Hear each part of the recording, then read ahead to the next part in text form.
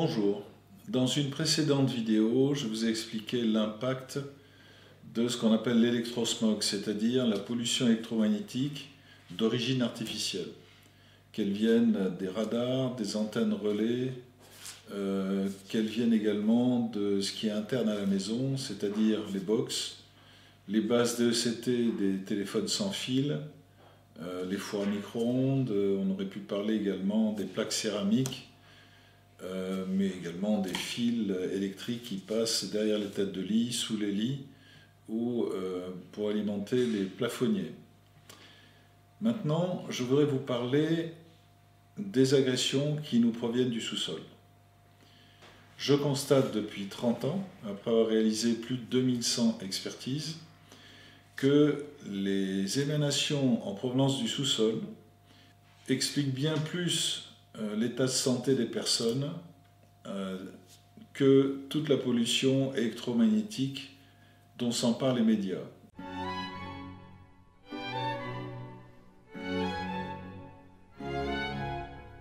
Alors tout d'abord, l'agression la plus forte en géobiologie, celle qui est à l'origine des pathologies les plus lourdes, c'est le rayonnement gamma qui fuse à travers les fissures du sous-sol.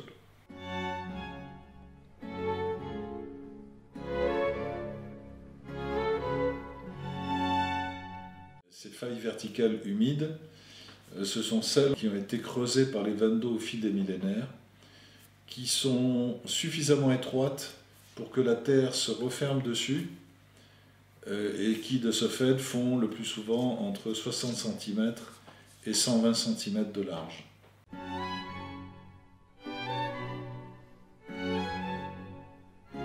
Des failles obliques, c'est-à-dire des fractures dans lesquelles les cours d'eau circulent de manière oblique, c'est-à-dire que le cours d'eau a creusé en biais en fait, donc le rayonnement gamma peut sortir en parallèle des vannes d'eau.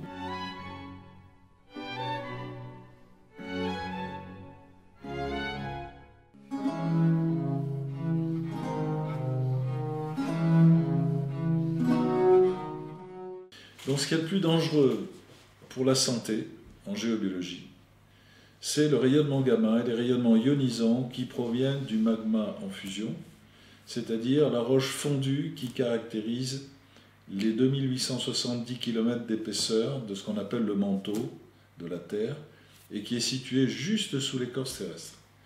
Donc l'écorce terrestre est relativement fine, puisque en moyenne elle fait 40 km d'épaisseur seulement. Quand on a affaire à des bassins, comme le bassin parisien, le bassin aquitain, il n'y a pas de masse rocheuse à l'air libre, on va dire, et l'écorce terrestre est suffisamment fine pour que l'eau sorte à une certaine température. Je prendrai simplement l'exemple des sources thermales.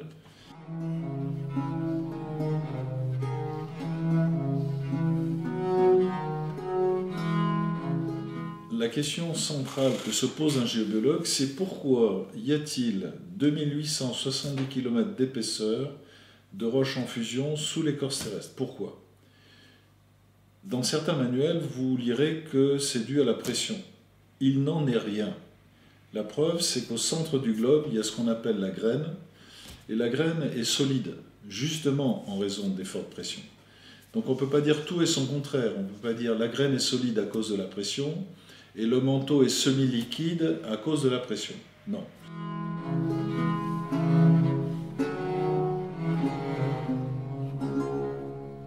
La réalité, c'est que le magma est en fusion, on va dire pâteux, en raison de la décomposition de l'uranium qui se transforme par désintégration successive pour donner du plomb, dernière étape de la désintégration radioactive naturelle.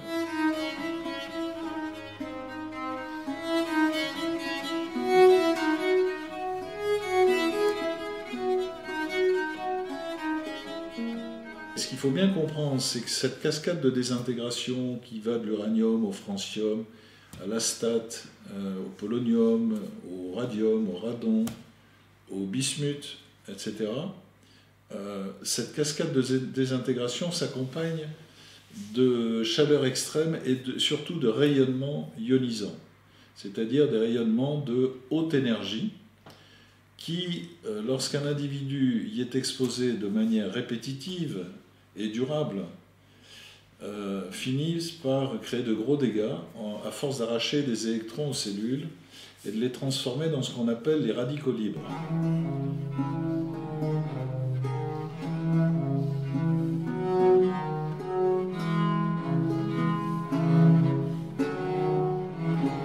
Le point commun de tous les cancers, c'est la prolifération des radicaux libres.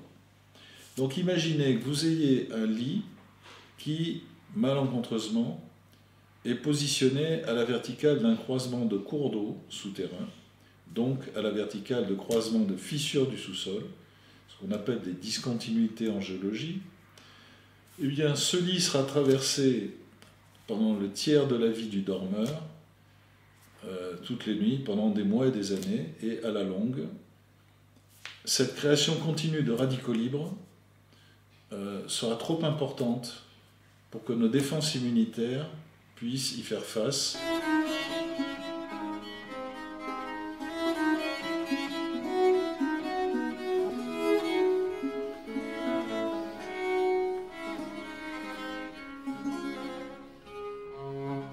C'est à ce moment-là que le cancer apparaît. Et ce que j'observe depuis une trentaine d'années, en lien avec le corps médical, après avoir fait des expertises chez 1500 personnes atteintes de cancer, même un peu plus, j'ai toujours trouvé que ces lits étaient mal placés, ils étaient placés sur des zones pathogènes, et en particulier sur des résurgences de rayonnement gamma.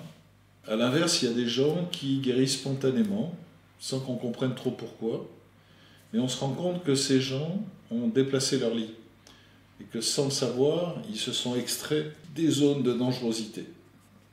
Je ne voudrais pas polémiquer sur le plan religieux, mais je pense qu'il y a une partie des prétendus miracles qui s'expliquent aussi comme ça. Donc le plus important en géologie, le plus délétère, ce qui cause le plus grand nombre de maladies graves ou récurrentes ou chroniques, c'est la faille, parce que la faille laisse passer des rayonnements ionisants en provenance du magma en fusion.